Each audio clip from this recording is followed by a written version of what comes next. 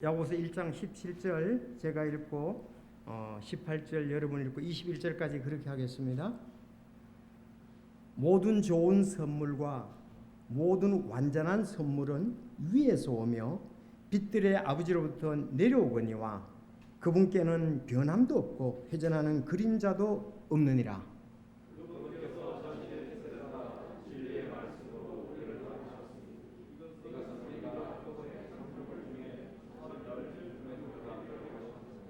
그러므로 내 사랑하는 형제들아, 사람마다 듣기는 빨리하고 말하기는 더디하며 진노하는 것도 더디하라. 그러므로 모든 더러움과 넘치는 악을 내버리고 접붙여진 말씀 곧 능히 너희 혼을 구원할 수 있는 말씀을 온유함으로 받으라. 아멘. 기도드리겠습니다. 하나님 아버지 감사합니다. 참 우리가 오늘 예배로 주님을 참 영화롭게 할 수 있도록 또 모든 환경 인도해 주신 것 정말 감사를 드립니다. 참 코로나 바이러스로부터 안전하게 하시고 또 필요를 공급해 주셨고 또 우리에게 믿음을 더하여 주셔서 또 함께 주님께 성도들이 교회로서 예배드릴 수 있게 하신 것을 감사를 드립니다. 우리 마음이 늘 위를 향하게 하시고 아버지 저희들 참 연약한데 땅의 지체를 죽이며 또 성령 인도하신 가운데 말씀의 인도로 주님을 영화롭게 하는 귀한 삶 살아갈 수 있도록 주여 인도해 주시기를 간절히 바랍니다. 오늘 참 이 야고보서 말씀으로 저희들은 영적으로 정말 강건해지고 또 새롭게 함을 얻고 말씀 가운데 굳게 서기를 원합니다. 주여 인도해 주시고 간절한 마음으로 말씀을 받을 수 있도록 저들 믿음과 또 성령의 충만한 역사가 함께하여 주옵소서. 오늘 또 사랑하는 성도들이 이와 같이 참 주님 앞에 모여서 자기 자신을 먼저 드리고 각자 받은 선물로 또 하나님을 영화롭게 하게 하시니 감사를 드립니다. 주여 계속 의의 도구로 저희들을 귀하게 들어서 주시옵소서. 아버지 하나님 특별히 참 건강이 연약한 지체들 강건하게 하여 주옵소서. 어려운 때도 변함없이 주님을 바라보고 참 믿음으로 전진하게 하여 주옵소서. 하나님의 말씀이 그들과 함께하여 주옵소서. 겉사람은 후패하나 속사람은 날로 새롭다는 이 말씀이 아버지 주님의 교제 가운데 충만히 또 느껴질 수 있도록 도와주옵소서. 오늘 또 이제 해외에 있는 참 성도들 주여 인도해 주시고 아버지 하나님 모든 구원받은 성도들을 기억하여 주시며 아버지여 그들의 참 믿음이 연약해지지 않도록 강건해질 수 있도록 붙잡아 주시기를 간절히 바랍니다. 참 들려오는 소식에 아버지 미얀마 또 구원받은 성도들 아프가니스탄에 구원받은 성도들 위해 주님이 참 인도하심이 함께해 주시기를 간절히 바랍니다. 여러 가지 정부의 참 연약함으로 그들의 이제 핍박으로 말미암아 어려움을 당하고 있는데 주님의 말씀에 새 힘을 얻게 하여 주옵소서.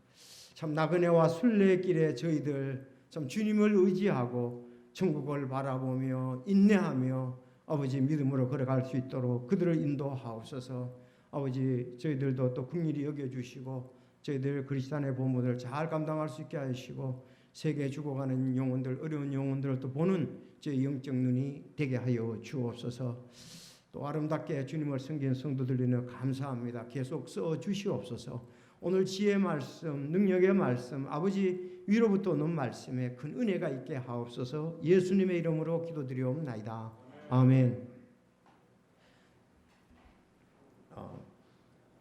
오늘 제목은 인생의 가장 좋은 것, 인생의 가장 좋은 것, 우리 인생으로서 가장 좋은 것이 무엇이냐 이제 본문에 그 말씀이 나와 있습니다. 자, 인생의 가장 좋은 것은 위에서 내려온다고 17절에 말씀했습니다. 우리는 그것을 지금 체험하고 있습니까? 예, 인생의 가장 좋은 것은 위에서 내려오는 거예요. 위에서 내려 하늘 위에서 내려오네. 그 찬송처럼 위에서 내려온다고 말씀을 하고 있습니다. 두 번째, 우리는 하나님의 뜻에 따라 진리의 말씀으로 우리는 거듭났습니다. 진리의 말씀으로 거듭났다. 그 얼른 바꿔주십시오. 네. 세 번째, 우리는 모든 악을 버리고 말씀을 온유함으로 받으라고 말씀하고 있습니다. 여러분 오늘 말씀을 온유함으로 받을 수 있기를 바랍니다.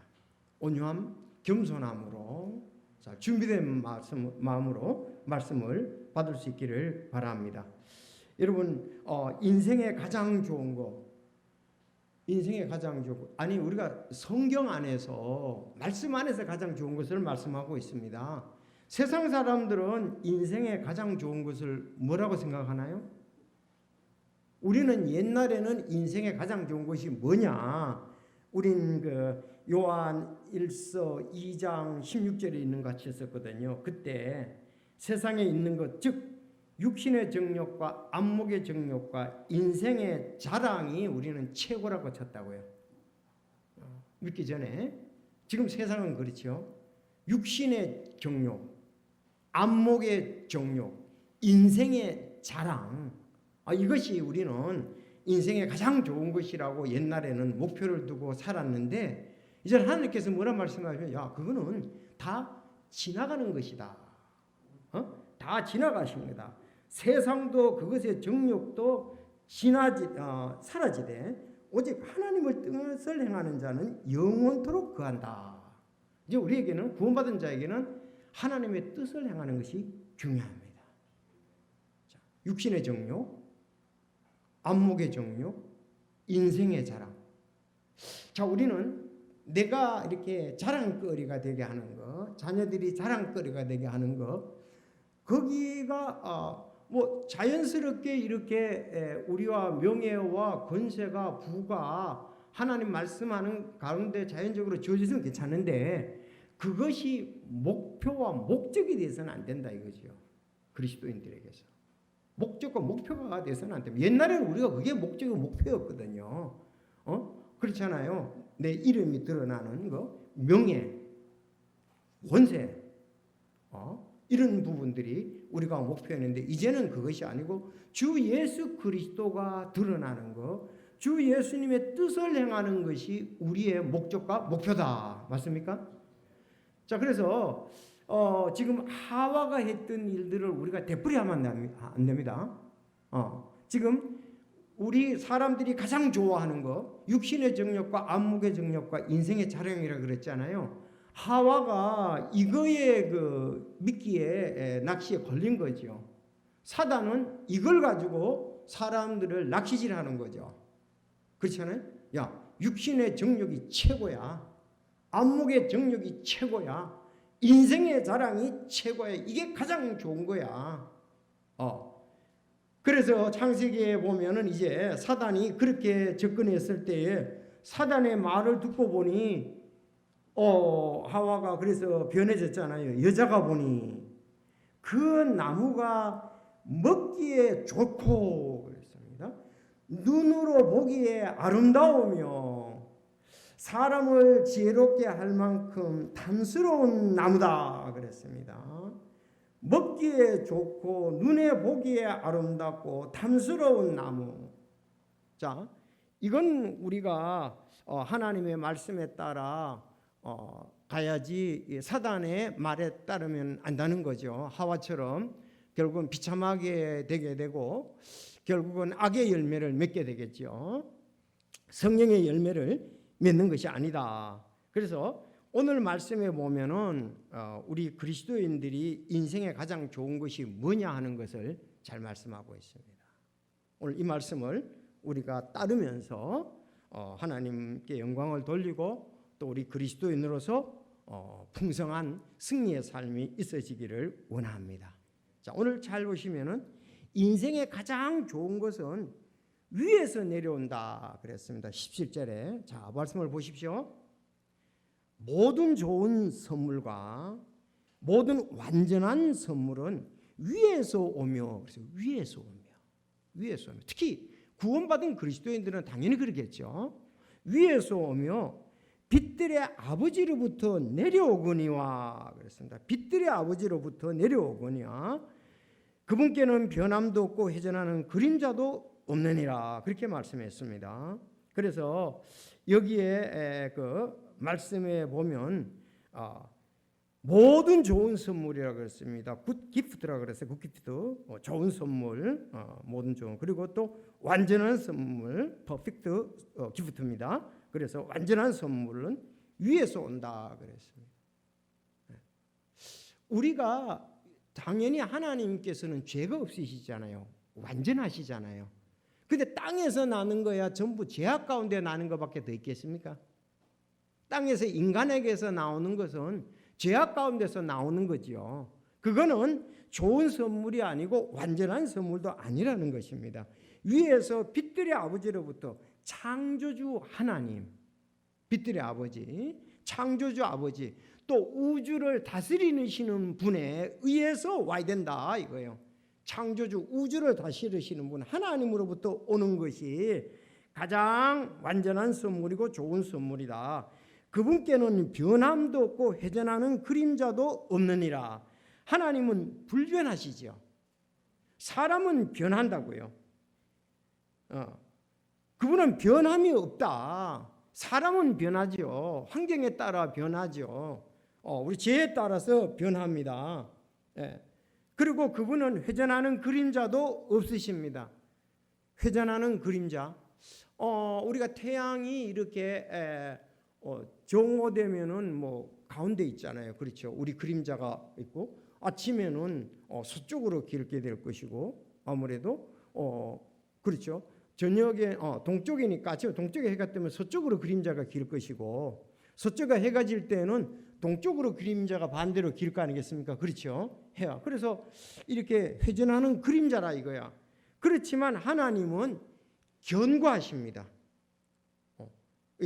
이렇게 가는 게 아니고 변화가 있는 게 아니고 하나님은 굳건하신 분이에요. 견고하신 분이시다 이 말입니다. 그래서 우리가 찬송도 하잖아요. 주님과 맺은 언약은 영불변하거니와 내 주와 맺은 언약은 영불변한다 이거예요. 사람은 시공간의 제약을 받고 악이 있기 때문에 분리하면 거짓말시키고 파괴하고 한다고요. 그러나 하나님은 결코 약속한 것을 지키시고 그분은 가장 좋은 것으로 우리를 인도하기를 원하신다 이 말씀입니다. 그래서 인생의 가장 좋은 것은 위에서 내려온 것이라 그렇게 말씀했습니다. 여러분 창조물도 원래 하나님이 창조하셨습니다. 완전 창조죠. 가장 아름다운 거죠.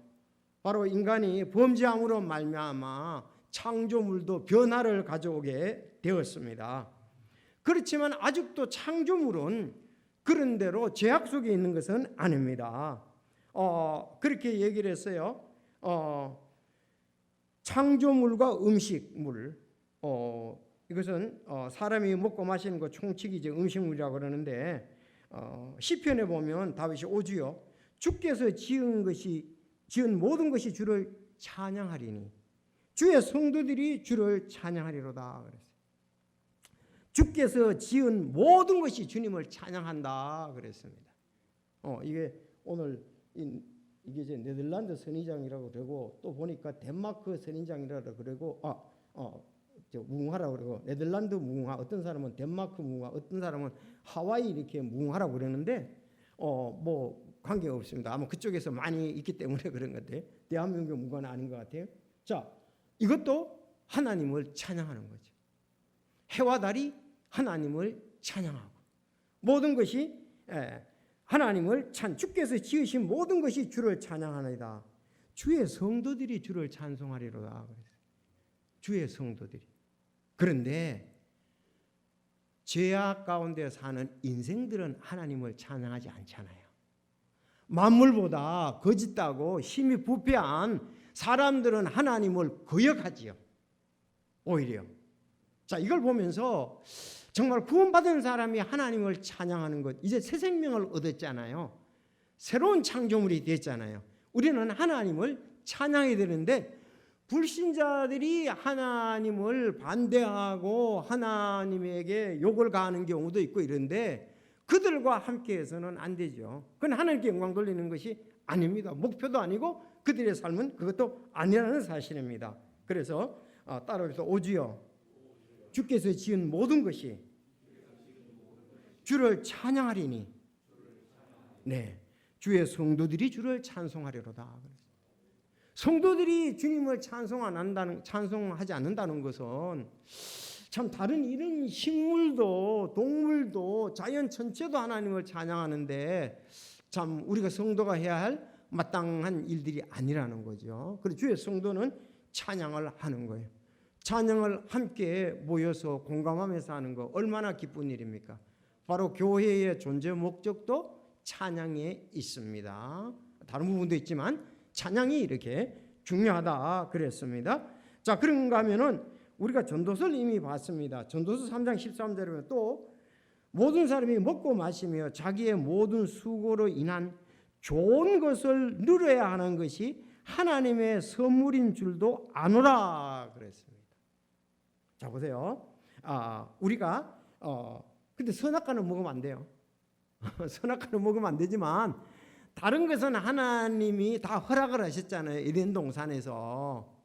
그런데 그래서 우리가 사람이 먹고 마시고 자기의 모든 수고로 인한 좋은 것을 누려야 하는 것이 하나님의 선물인 줄 아나. 그러니까 음식물은 하나님의 선물이다.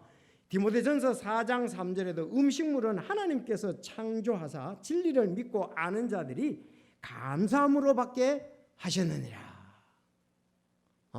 그래서 너무 음식에 대해서 우리가 다르게 생각하지 마시기 바랍니다. 정말 기쁜 마음으로 감사하는 마음으로 들을 수 있기를 바랍니다. 요즘 그 황도 복숭아 정말 맛있어요. 햇살에 세일할 때 사오보면은 진짜 하나님 앞에 고기 숙이면 어떻게 이렇게 답니까? 어떻게 이렇게 맛있습니까? 다른 음식도 마찬가지죠. 여러분 밥맛이 없습니까? 지치셨나요? 그러지 마시고 열심히 운동하시고 열심히 일하시고 맛있게 감사함으로 기쁘게 즐겁게 드시기 바랍니다. 왜? 그건 우리가 하나님이 그렇게 하도록 하죠. 음식물은 하나님이 창조하사 진리를 믿고 아는 자들이 감사함으로 받게 하셨느니라. 하나님의 모든 창조물은 선하고 감사함으로 받으면 거부할 것이 하나도 없다 이렇게 말씀했습니다. 자, 그래서 전도서에서 3장 13절에 우리가 먹고 마시는 그 음식물 있잖아요. 이 수고로 인해서 우리가 이런 걸 잘 먹는 것은 참 하나님의 선물이다 그렇게 말씀했습니다. 여러분 낭비하지 마시고 버리지 마시고 먹을 수 있는 만큼 좋은 건 여러분들 사정에 따라서 하시고 맛있게 들 수 있기를 바랍니다. 맨날 콩나물하고 김치하고 밥하고 먹으는 말이 아닙니다. 그래서 그런 것도 우리가 기뻐할 줄 알아야 감사할 줄 알아야 누릴 줄 알아야 하나님이 이 땅에서 그렇게 하도록 해주셨으니까. 그래서 이런 창조물과 음식물 이것도 하나님이 내려주신 것이다. 자, 근데 여러분 이제 균형을 이루어야 되는데요.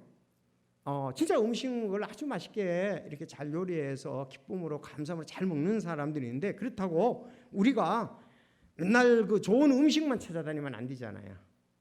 거기에 또 너무 치심해서 그러면 하나님의 말씀은 하나도 안 먹고. 그래서 마태복음 4장에 예수님께서 아주 말씀을 하셨어요. 균형이 있어야 됩니다. 음식물 때 얘기 나왔으니까요.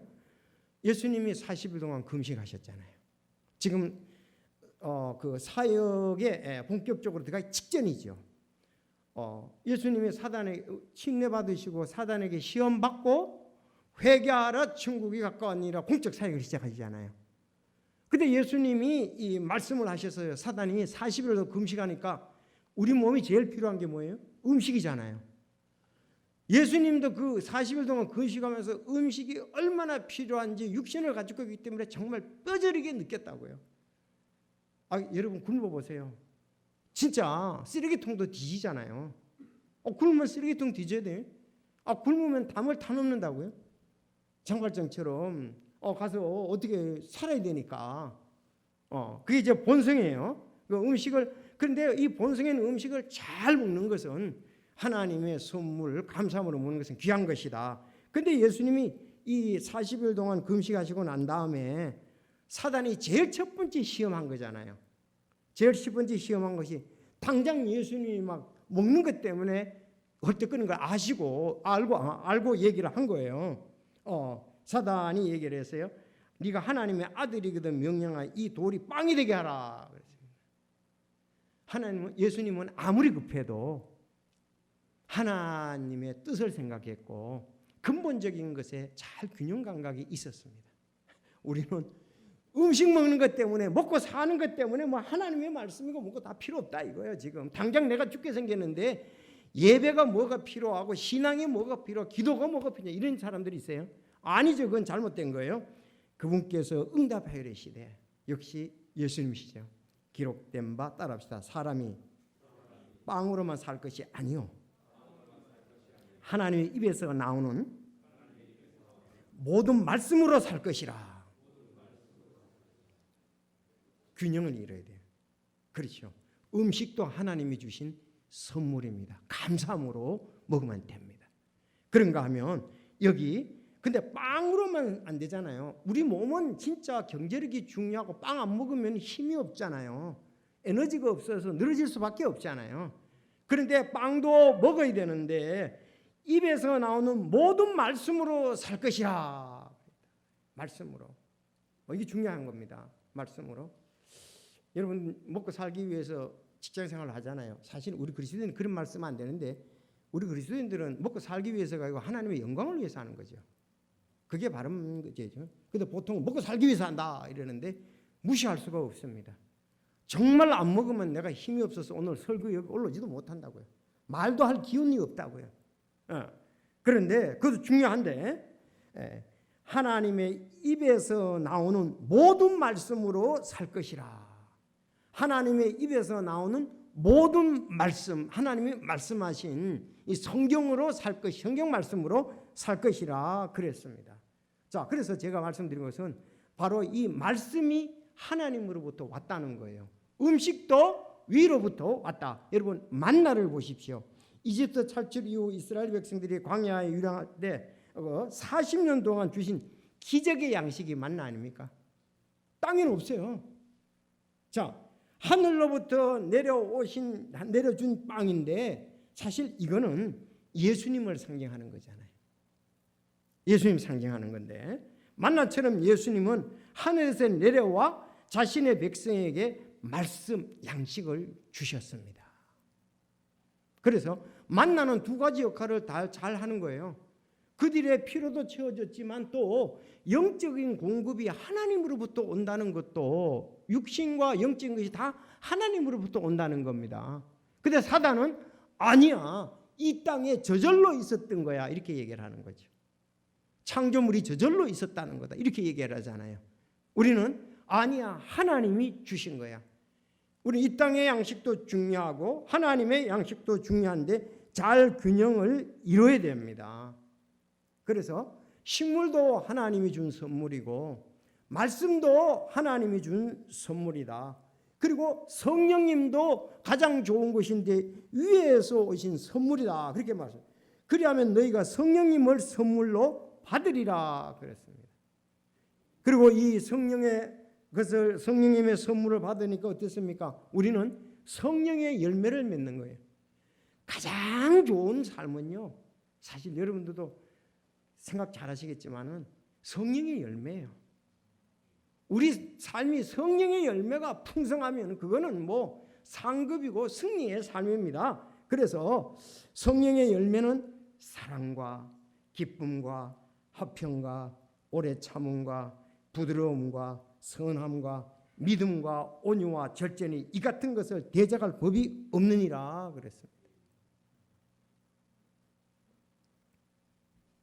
대적할 법이 없느니라 그랬습니다. 맞습니까 여러분들? 그래서 성령님을 선물로 줬는데 성령님의 역사가 있어서 성령님의 열매를 맺었는데 사랑의 열매, 기쁨의 열매, 화평의 열매, 오래 참음의 열매, 부드러움의 열매, 선함과 믿음의 열매, 온유와 절제 이 같은 것을 대적할 법이 없다.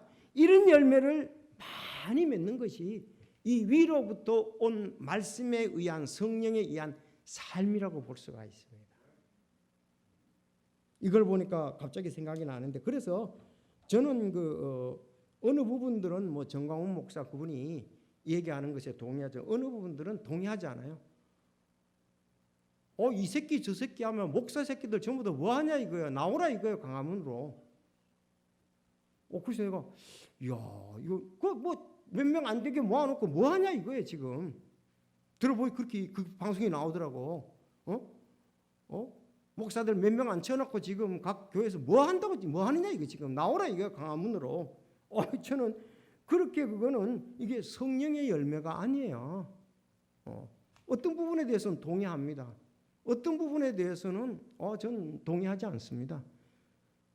저는 로마서 그래서 요즘 자꾸 이렇게 그래서 저는 로마서 13장을 갖다가 요새 자주 봅니다. 그런가 하면 베드로전서 2장 7절에서 13절 말씀을 자주 봅니다. 왜? 내가 뭐 이게 잘못된 길로 지금 가고 있는가? 코로나19 정부에 대해서 어느 부분들은 아니 여러분 우리가 말씀을 봐야지 어떤 성동가를 보면 안 되는 거예요. 아니 성경이 뭐라고 있는 걸 봐야지. 그 성령의 열매를 봐야죠. 이 보니까 이제 생각이 난다고요.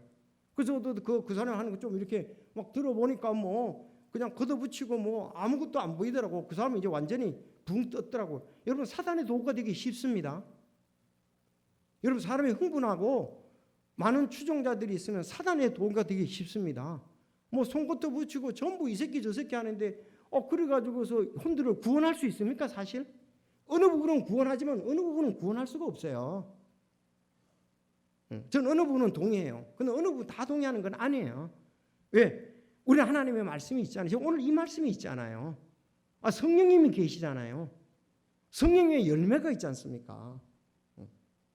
자, 예수님이 그렇게 하셨는가 보면 예수님이 그분하고 비슷한가? 똑같은가? 아니면 아닌 거예요.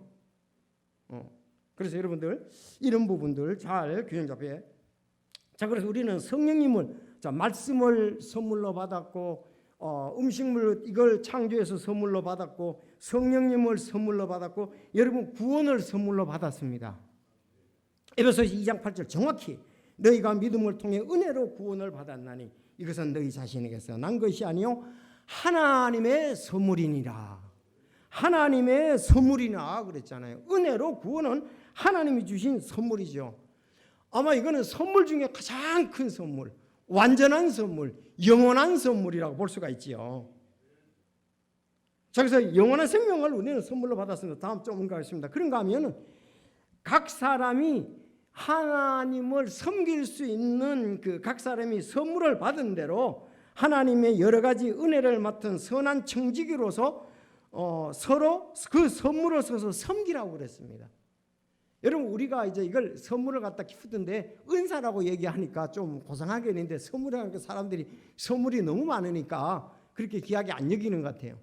하나님은 구원받고 난 다음에 그 사람들에게 구원받는 목적 중에 하나가 그 사람이 선물을 줘서 선물로 교회를 섬기도록 하기 위해서 그랬습니다.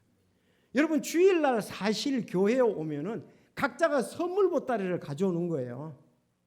내가 받은 하나님의 선물 보따리 있잖아요. 그걸 가져놓고 여기 와서 섬기는 거예요. 섬기는 거예요. 선물 보따리를.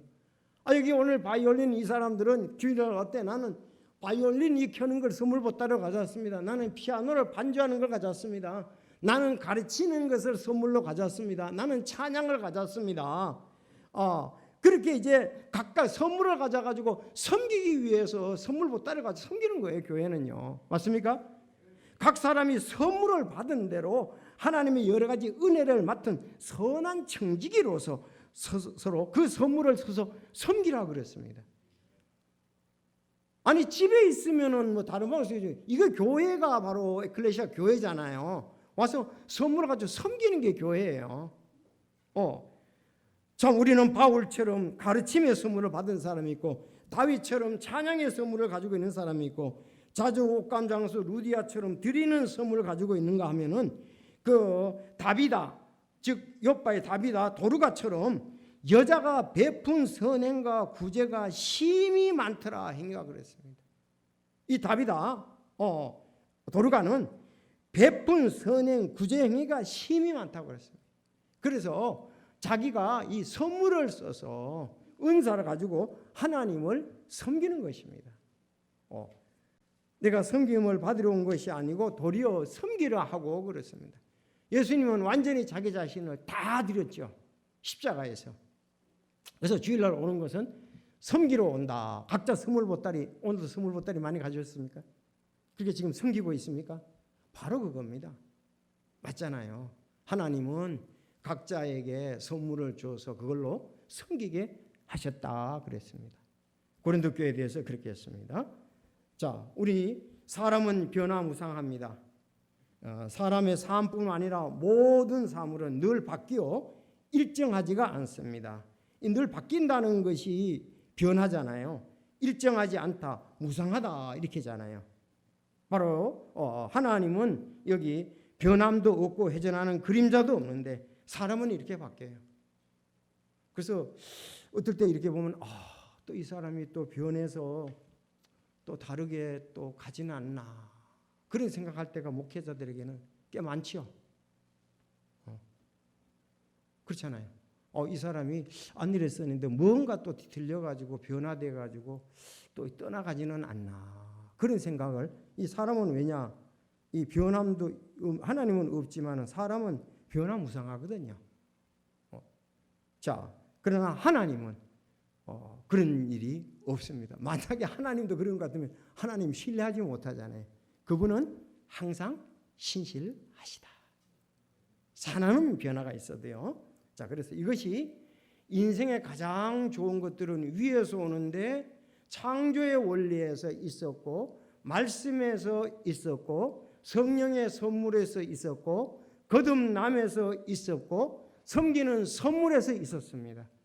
이런 부분들을 해가지고 통해서 인생의 가장 좋은 것을 통해서 하나님께 영광을 돌리는 거예요. 맞죠? 공감하십니까? 공감하시면 아멘 하십시오.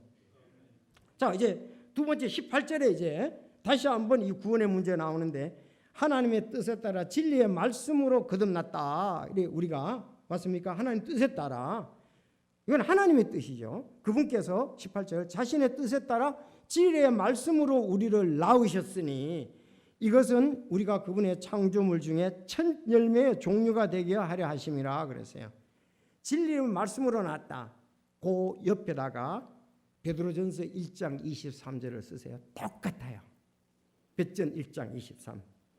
뭐라고 되어 있습니까? 진리의 말씀을 우리를 낳았다고 그랬잖아요.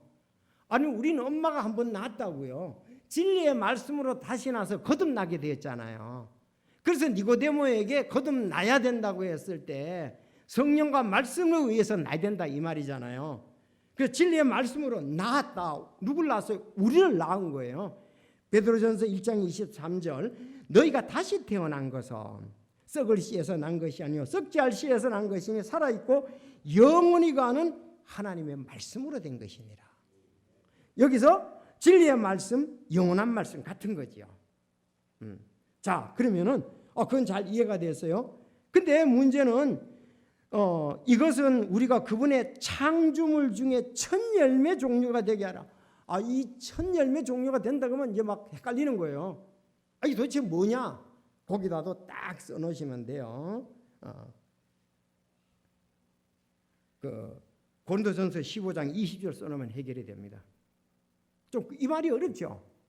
솔직히 창조물 중에 첫 열매 종류가 되었다는 말이 어렵잖아요. 창조물 중에 첫 열매 종류가 되었다. 그런데 고린도전서 15장 20절에만 딱 나타나세요. 그러나 이제 그리스도께서 죽은 자들부터 일어나사 잠든 자들의 첫 열매가 되셨도다. 아니 예수 믿고 잠든 사람들이 있잖아요. 이 부활의 첫 열매가 되셨다 이 말이에요. 첫 열매가 되셨다 그랬습니다. 그러면 우리는 뭡니까? 다시 우리가 부활하면 첫 열매 종류가 되는 거예요. 맞습니까? 첫 열매 종류가 된다니까요. 예수님과 같은 부활의 몸이 되어서 첫 열매 종류가 된다고요. 아니 나무를 생각하면 쉽습니다. 나무에 지금 우리 옥상에 이제 무화과가 이번에 좀 달렸는데 조그만해. 그런데 하나가 달리면 어떻습니까? 그건 첫 열매예요. 첫 열매. 그 나머지가 열리면은 같은 종류의 열매라고요. 같은 종류의 열매가 거기에 달린다 이 말입니다. 예수님이 부활했다면 우리도 부활을 한다 이겁니다. 첫 열매 종류예요. 그게 첫 열매 종류. 예수님이 무덤에서 부활했으면 우리도 무덤에서 부활하는 종류라 이거예요. 그런데 그 예수님과 같이 첫 열매 나중에 부활하는 거 그거 말고 첫 열매 종류 바로 그래서 여러분 고린도전서 15장 20절이라고 얘기를 했는데 고린도전서 15장은 부활장이잖아요. 예수님과 동일한 새 생명을 얻었고 예수님과 동일하게 부활한다는 것입니다.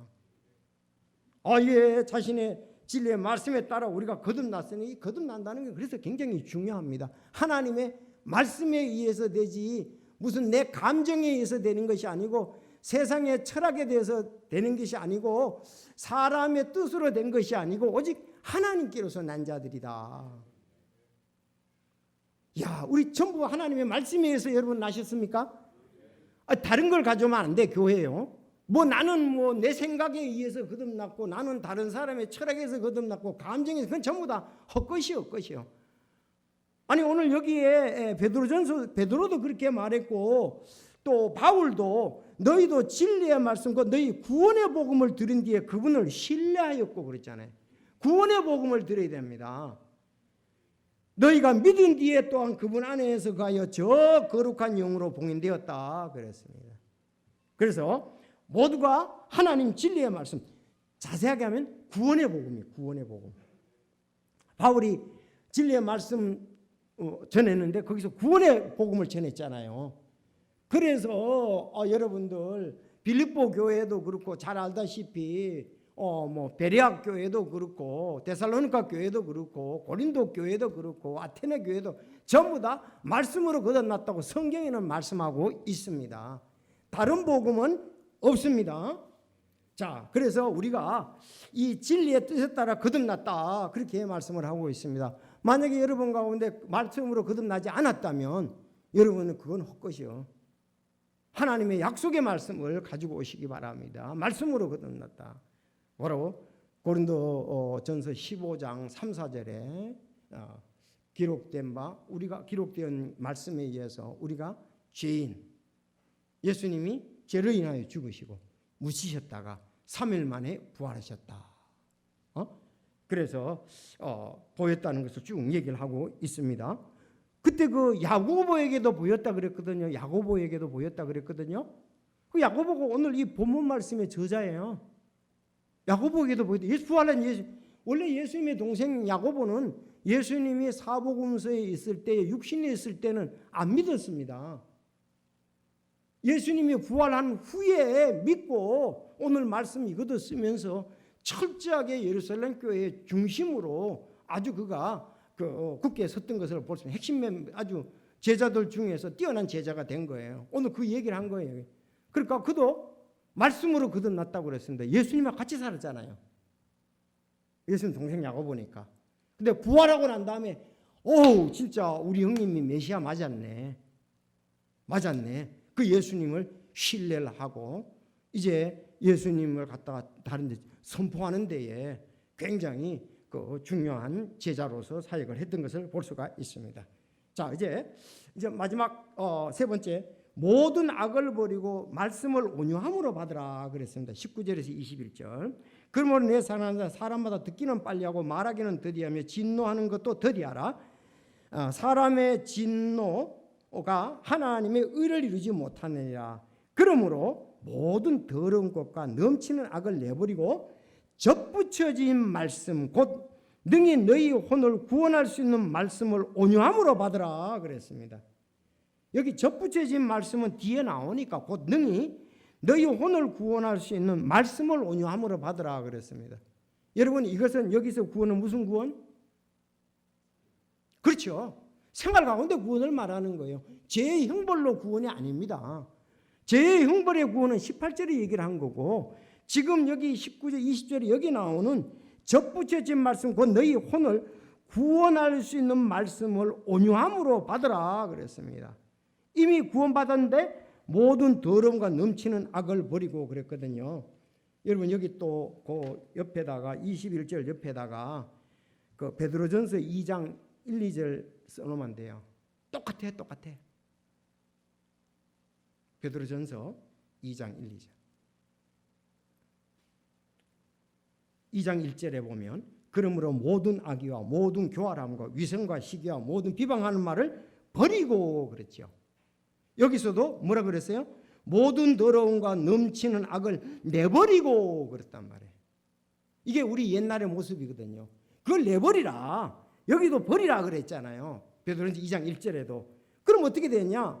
베드로전서 2장 2절에 새로 태어난 아기로서 말씀의 순수한 젖을 사모하라. 이것은 너희가 그 젖으로 말미암아 성장하게 하려 함이라 그랬습니다. 말씀의 순자를 사모하라 그랬는데 여기는 말씀을 온유함으로 받으라 그랬잖아요. 사모하고 온유함으로 받아, 겸손한 마음으로 삐딱하게 하지 마시고 옛 성품을 따르지 마시고 성령의 인도하신 가운데 우리가 말씀을 온유함으로 하나님의 말씀으로 받으라. 이 말씀이 온유함으로 받는 거, 순수한 저절 사모하라. 이 참 중요한 거죠. 우리 서집사님도 이제 아들이 신경제에 설교를 하잖아요. 신경제의 외적인 것을 보는 게 아니고 하나님의 말씀을 전하는 걸 보고 아멘 하신다고요. 나이가 부족한 점이 많지요. 그렇지만 하나님의 말씀을 보고서 우리가 아멘 하는 것 아니겠어요?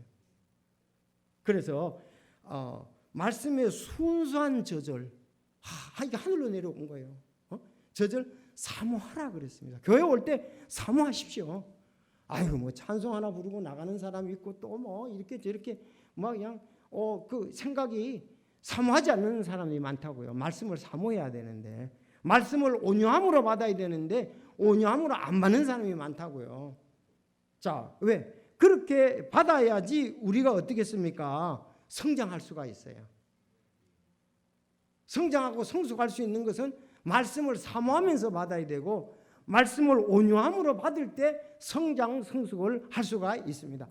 저거 다 아는 거, 들었던 말씀 맨날 저거 가지고 얘기를 해. 그러나 실천이 어렵죠. 실천이 어렵죠. 성령이 조명해 줬을 때 우리는 그것을 갖다가서 아주 귀하게 진리의 말씀으로 보는 것입니다. 여러분, 그래서 성도는 혼을 생활 가운데 죄로부터 구원받기 위하여, 제대로 구원받기 위해 생활 가운데 죄입니다. 위하여 말씀을 온유함으로 받아야 됩니다. 우리는 새로 태어난 아기들로서 말씀을 순수한 젖을 사모해야 됩니다. 언제까지 우리가 그렇게 해야 됩니까? 휴거시까지 죄의 존재로부터 구원을 받을 때까지가 우리가 그렇게 해야 됩니다. 죄의 존재로부터 우리가 구원을 받아요. 죄의 형벌로부터는 구원을 받았는데 아직도 죄의 존재로부터는 우리는 구원받지 않았거든요. 늘 우리 마음속에 두 성품이 있어서 옛 성품은 믿음 생활을 하지 못하게 한다고요. 반항하게 한다고요. 하나님의 뜻을 거스르게 한다고요. 자, 그래서 이 예수님의 동생 야고보는 거듭난 후 예수님을 이해하고 그 말씀대로 말씀을 받고 말씀대로 살아야 함을 체험을 했습니다. 성경에 보면 이 말씀에 대해서 정말 죽기 살기로 정말 간절히 사모하고 온유함으로 받은 성도들이 많아요. 사도 요한은 그 계시록 1장 3절에서 하나님의 말씀을 듣고 읽고 지키는 자가 복이 있다 그랬습니다. 듣고 읽고 지키는 자가 복이 있습니다. 여러분, 하나님의 말씀을 읽습니까? 여러분, 하나님의 말씀을 듣습니까? 기록한 것을 지킵니까? 이렇게 해야 복이 있지. 그냥 복이 없어요. 그래서 2장에 3장에 보면은 7교회가 나오잖아요. 7교회가 전부 얘기하는 것이 귀 있는 자는 성령께서 교회들에게 하신 말씀을 들을지어다. 7번 다 나와요.